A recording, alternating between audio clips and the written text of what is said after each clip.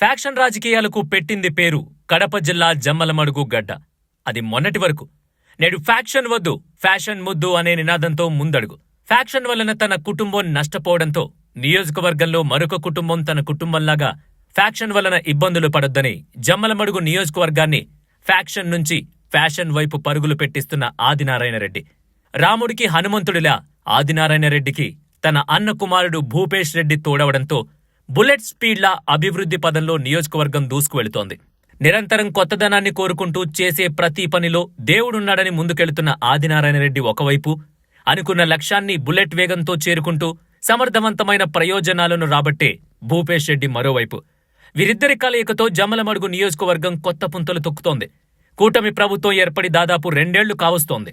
నియోజకవర్గంలో ఈ 2 ఏళ్లలో జరిగిన అభివృద్ధి పనులపై కృష్ణా టాక్స్ గ్రౌండ్ రిపోర్ట్. 95 కోట్లతో మౌలిక సదుపాయాలతో కూటమి ప్రభుత్వం ఆధ్వర్యంలో జమ్మలమడుగు నియోజకవర్గం అభివృద్ధి బాటలో పయనిస్తోంది.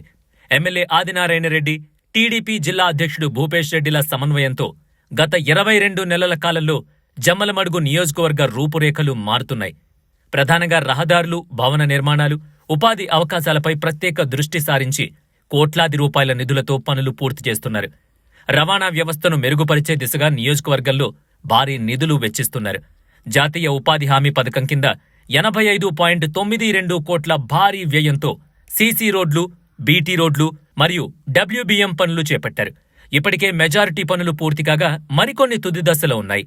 నాబార్డ్ సహకారంతో 3.30 కోట్ల వ్యయంతో మరిన్ని రహదారి అభివృద్ధి పనులు విజయవంతంగా పూర్తయ్యాయి.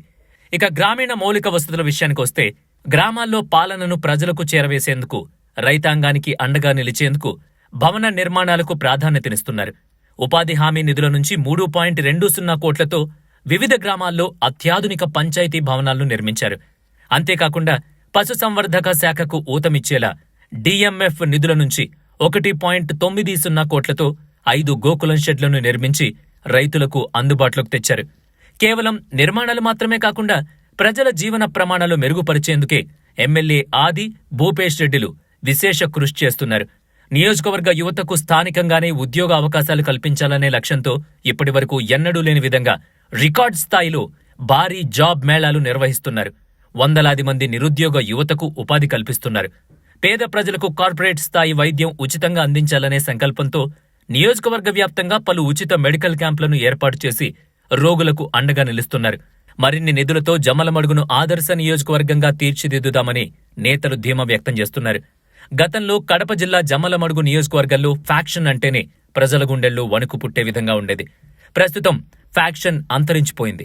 ఎమ్మెల్యే ఆదినారాయణరెడ్డి ఫ్యాక్షన్ వద్దు, ఫ్యాషన్ ముద్దు అనే నినాదంతో ముందుకు వెళుతూ ఆది అంటేనే అభివృద్ధి, అభివృద్ధి అంటేనే ఆది అనే విధంగా ముందుకు వెళుతున్నారు. జమ్మలమడుగు నియోజకవర్గంలో జరుగుతున్నంత అభివృద్ధి పనులు కాని, సంక్షేమం కోసం నిధులు విడుదలవుతున్నంత జిల్లాలోని ఏ నియోజకవర్గంలో ఇలా కావడం లేదట. పంట పొలాలకు రైతుల అభ్యర్థన మేరకు గ్రావెల్ రోడ్స్, రైతుల ట్రాన్స్ఫార్మర్స్, రైతుల పంటలకు ఇన్సూరెన్స్, శనగ రైతులకు మద్దతు ధర కల్పించడం, రైతుల్ని అధికారుల్ని అనుసంధానం చేయడం వల్ల జమ్మలమడుగు నియోజకవర్గంలో శనగ పంటకు అధిక దిగుబడొచ్చింది. పేద ప్రజల ఆరోగ్య భద్రతే ధ్యేయంగా జమ్మలమడుగు నియోజకవర్గంలో ముఖ్యమంత్రి సహాయ నిధి పంపిణీ రికార్డు స్థాయిలో కొనసాగుతోంది. నియోజకవర్గ చరిత్రలో ఎన్నడూ లేని విధంగా దాదాపుగా 11 కోట్ల రూపాయలకు పైగా నిధులను బాధితులకు అందజేయడం విశేషం. ఇంత భారీ స్థాయిలో నిధులు మంజూరు కావడంలో ఎమ్మెల్యే ఆదినారాయణరెడ్డి, టీడీపీ జిల్లా అధ్యక్షుడు భూపేష్ రెడ్డిలు కీలక పాత్ర పోషిస్తున్నారు.